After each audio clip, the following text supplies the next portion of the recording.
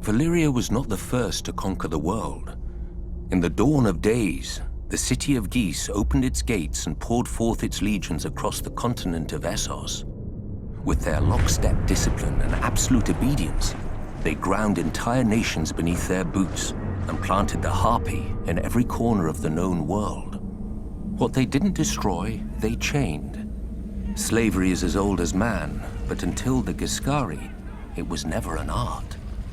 The slave lords grew rich and fat as pyramids were raised around them, pleasure houses were filled, and fighting pits were opened. Nobody remembers if the waters around Geese had names before the Empire, but ever since, we know them only as Slaver's Bay and the Gulf of Grief. Of Geese, however, nothing remains but ruins, where end all great civilizations. 5,000 years ago, Valyrian shepherds stumbled on strange eggs, and within a few generations, an upstart Valyrian freehold rose across the sea. 5 times did the Giscari contend with Valyria, and 5 times did they go down in defeat. For the freehold had dragons, and the Empire had none.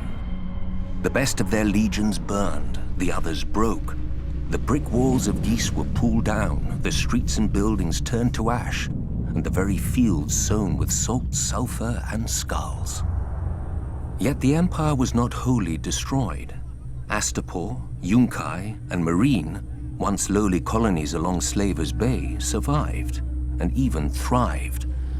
Valyria had watched the Giscari grow rich and powerful off the backs of conquered peoples, and now the self-styled freehold wanted its turn.